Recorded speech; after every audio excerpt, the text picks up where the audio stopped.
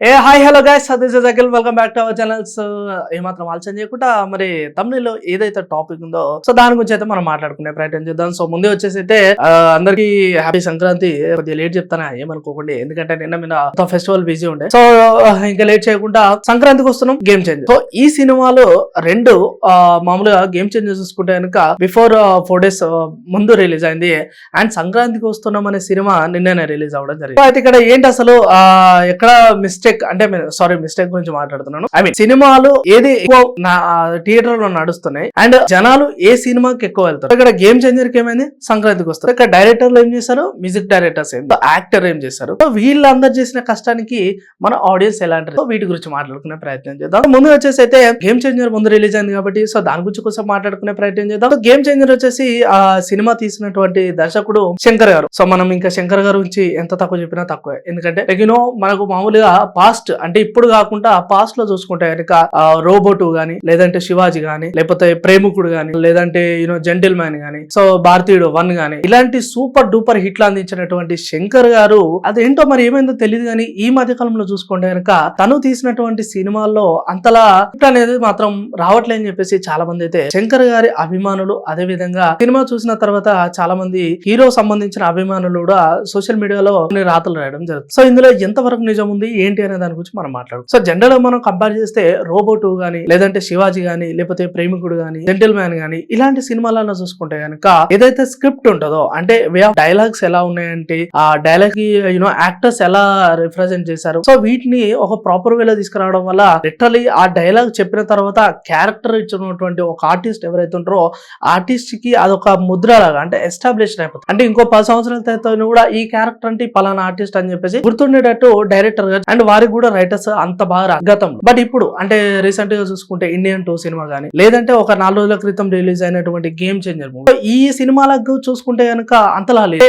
Indian 2 చూసుకుంటే కూడా అందులో కూడా సేమ్ లంచం తీసుకోవడం గానీ, సో లంచం తీసుకుంటే ఏమవుతుంది ఏంటి, అసలు ఈ లంచాన్ని ఎలా కంట్రోల్ చేయాలని చెప్పేసి, అవినీతిని ఎలా నిర్మూలించాలని చాలా బాగా తీశారు సినిమా. అయినప్పటికీ కూడా అంతలా అభిమానులకి ఈ సినిమా తీసుకెళ్లలేదు, అదే విధంగా దాన్ని అంతలా హిట్ చేయలేదు. సో ఈ విషయం మన అందరూ తెలుసు. సో ఇది ఓకే అయిపోయింది, గేమ్ చేంజర్ తో మళ్ళీ కంబ్యాక్ ఇస్తారు శంకర్ గారు అనే సందర్భంలో గేమ్ చేంజర్ లో చూసుకుంటే కనుక అంటే ఒక ఐఏఎస్ గానీ, ఐపీఎస్ గానీ, లేకపోతే కొంతమంది ఎవరైతే హై అథారిటీస్ ప్లేస్ లో ఉంటారో సో వారి జాబ్ రోల్ ఎలా ఉంటది, అసలు వాళ్ళు కరెక్ట్ గా ఆలోచిస్తే ఎలా ఉంటది, ఎలక్షన్ కమిషన్ ఒక నిర్ణయం తీసుకుంటే ఏ విధంగా ముందరికి వెళ్తది అని చెప్పేసి చాలా అద్భుతంగా తీశారు సినిమా. అయినప్పటికీ కూడా జనరల్ గా అంటే ఆ సినిమా పెట్టిన బడ్జెట్ గానీ, లేకపోతే కలెక్షన్స్ ఇవన్నీ పక్కన పెట్టుకుంటే పర్టికులర్ ఇప్పుడున్న సోషల్ మీడియాలో జనాలలో చూసుకుంటే కనుక గేమ్ చేంజర్ అనే సినిమా గురించి టాక్ అయితే అంతగా లేదు. అలా అని చెప్పేసి సినిమా బాగాలేదు అనుక, సినిమా అయితే సూపర్, చాలా బాగుంది, మెసేజ్ ఓరియంటెడ్ అంటే అర్థం చేసుకున్న వాళ్ళకి అర్థం ఉన్నట్టు. బట్ కాకపోతే ఏంటంటే ఇటు రామ్ చరణ్ ఫ్యాన్స్ మెగా అభిమానులకు 100% సినిమా చాలా బాగా నచ్చింది, అది మనందరికీ తెలుసు. బట్ ఇక్కడ ఒక డైరెక్టర్ పరంగా వచ్చేస్తే కనుక ఎవరైతే తీసినటువంటి శంకర్ గారు ఉన్నారో శంకర్ గారు ఇంకా బాగా తీయొచ్చు, ఈ సినిమాని ఎందుకు ఇలా తీశారు, ఎందుకు ఇలాంటి స్టోరీస్ ఎంచుకుంటున్నారు అని చెప్పేసి కూడా చాలా మంది సోషల్ మీడియాలో మాట్లాడుకుంటారు. సో ఇక్కడ సింపుల్ గా ఏం లేదండి, మనకు తెలిసినటువంటి చిన్న రీజన్ ఏంటంటే గతంలో శంకర్ గారు తీసినటువంటి రోబో కానీ, శివాజీ కానీ ఇలాంటి సూపర్ హిట్ సినిమాలన్నిటికీ స్క్రిప్ట్ రాసింది సుజాత గారు అని చెప్పేసి చాలా తమిళ్లో మంచి ఫేమస్ రైటరు. డైలాగ్స్ రాశారంటే లిటరల్ జనాల్లోకి వెళ్ళిపోతుంది. అపరిచితుల్లో కూడా ఆయన రాసినటువంటి డైలాగులు ఇప్పటికి కూడా సోషల్ మీడియాలో అక్కడెక్కడ మీమ్స్ అయితే మనం చూస్తుంటాం. అంత బాగా లోతుగా రాసేది. సో ఇప్పుడు ఇండియన్ 2 కానీ అంటే ఇప్పుడు ప్రస్తుతం వారు లేరు. సో ఇండియన్ 2 కానీ లేదంటే ఇప్పుడు చూసినటువంటి గేమ్ అంతలా స్క్రిప్ట్ లేదని చెప్పేసి అయితే చాలా మంది వరకు అనుకుంటారు. So I think game changer కొద్దిగా ఇంకా జనాల్లోకి వెళ్ళకపోవడం కారణం అయితే ఇదే అని చెప్పేసి మాత్రం చాలా మంది, అప్పటికి మించింది ఏం లేదు. అండ్ శంకర్ గారు అనుకుంటే 100% మళ్ళీ సూపర్ డూపర్ హిట్స్ అయితే తీసుకురావాలతో. సో ఇప్పుడు గేమ్ చేంజర్ కూడా చాలా బాగా నడిచింది, మరొక సినిమాతో మళ్ళీ హిట్ కొడతారని చెప్పేసి కూడా ఇటు శంకర్ గారి అభిమానులు అయితే వెయిట్ చేస్తారు. సంక్రాంతికి వస్తున్నాం అంటే ఇప్పుడు మనం గేమ్ చేంజర్ గురించి మాట్లాడుకుంటున్నాం. సో దీనికి ఎలా వచ్చింది రివ్యూ అండ్ దీనికి ఎలా వచ్చిందని చూసుకుంటే కనుక ఇక్కడ మనకి సంక్రాంతికి వస్తున్నాం అని సినిమా తీసినటువంటి డైరెక్టర్ ఎవరైతే ఉన్నారో అనిల్ రావుపూడి. సో లిటరలీ అండి అనిల్ రావుపూడి గారు అంటే కామెడీకి ఒక నిలువెత్తు నిదర్శనం అని చెప్పొచ్చు. ఎందుకంటే తను తీసినటువంటి సినిమాలో ఎక్కడ చూసుకున్నా కూడా కామెడీ మాత్రం హిల్లీరియస్ ఉంటుంది అని చెప్పొచ్చు. అండ్ ఇందులో మామూలుగా మనం సంక్రాంతికి వస్తున్నాం అనే సినిమా ట్రైలర్ రిలీజ్ అవ్వగానే ఇంకా అందరికి అర్థమైపోయింది, ఓకే ఇది 100% ఫుల్ కామెడీ అండ్ ఎంటర్టైన్మెంట్ ఉంటుందని. సో ఆ లెవెల్లోనే లిటరలీ సినిమా అయితే తీయడం జరిగింది.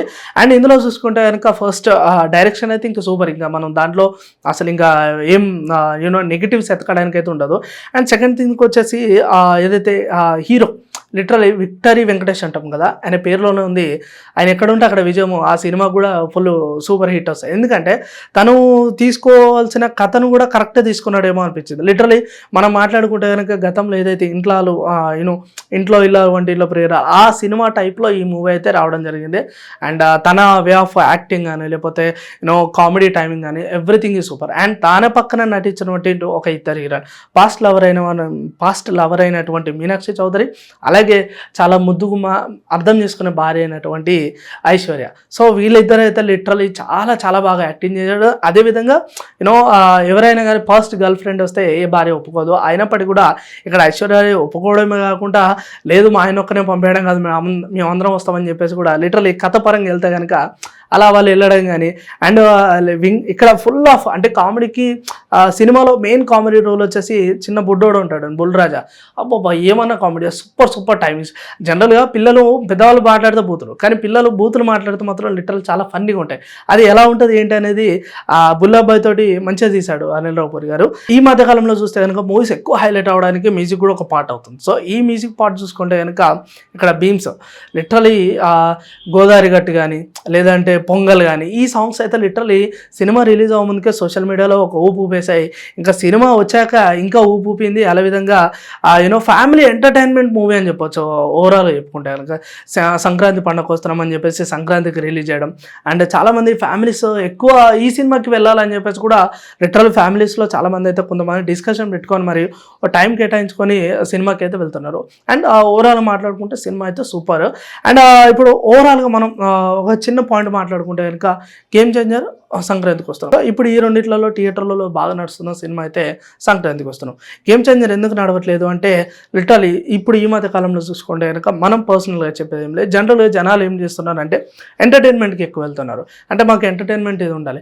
అండ్ ఇందులో ఎంటర్టైన్మెంటే కాకుండా ఫ్యామిలీకి సంబంధించిన మూవీ కాబట్టి సో అందరూ వెళ్ళడము చూడడము సో ఇలా జరుగుతుంది. అండ్ గేమ్ చేంజర్ ఏంటంటే పండగకి ఒక 4 రోజుల ముందే చేశారు కాబట్టి ఆ 4 రోజులు కూడా బాగానే నడిచింది. అయినప్పటికీ కూడా ఏంటంటే కొద్దిగా పొలిటికల్ ప్లస్ కొద్దిగా కరప్షన్, కొద్దిగా అవినీతికి సంబంధించి అండ్ కొద్దిగా పొలిటికల్ డ్రామా ఉండడం వల్ల ఏంటంటే ఓన్లీ అంటే ఫ్యాన్స్ వరకు చాలా ఇలాంటి వాళ్ళు సినిమాకి వెళ్ళారని చెప్పేసి కొంతమంది ఫ్యామిలీస్ అంటే మొత్తం వరకు అయితే ఫ్యామిలీస్ మెంబర్స్ వెళ్ళలేకపోయారు. బట్ ఈ సంక్రాంతి మూవీకి అయితే ఫ్యామిలీ మెంబర్స్ అయితే చాలా ఎక్కువ వెళ్ళారు.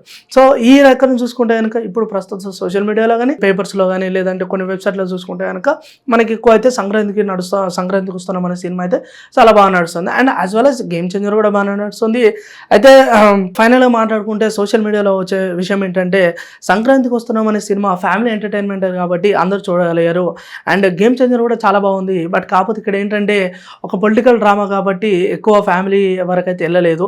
అయినప్పటికీ కూడా సినిమా బాగా తీసుకెళ్లారు. కానీ శంకర్ గారు ఎప్పుడు డైలాగ్స్ విషయంలో చాలా బాగా తీసుకెళ్లేవారు. అలాంటి విషయంలో ఈ డైలాగ్స్ అంటే ఈ లాస్ట్ ఇండియన్ 2 కానీ లేదంటే ఇప్పుడు నడిచినటువంటి గేమ్ చేంజర్లో ఎందుకు ఇలాంటి డైలాగ్ రాలే అని చెప్పేసి కొంతవరకు అయితే డిసప్పాయింట్ అయ్యారు.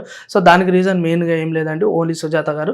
గతంలో తమిళ్లో ఉన్నప్పుడు ఆయననే శంకర్ గారి సినిమాలో అన్ని డైలాగ్స్ రాసేది, ఇప్పుడు వారు లేరు. దానివల్ల ఇలాంటి ఎఫెక్ట్ పడ్డదని చెప్పేసి మనకు తెలిసిన. సో ఇది ఓవరాల్ గా 2 సినిమాల గురించి మాట్లాడుకుంటే అప్డేట్. ఓవరాల్ అయితే 2 బాగానే నడుస్తున్నాయి. ఇలాంటి సినిమాలు నడవాలి.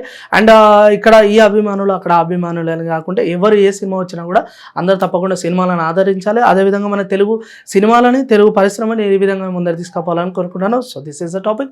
మన టాపిక్ నచ్చితే లైక్ చేయండి, షేర్ చేయండి, కామెంట్ చేయండి. సో మళ్ళీ ఒక టాపిక్తో మళ్ళీ కలుద్దాం. అంతవరకు చూస్తున్నాను ఛానల్ కీప్ రాకింగ్.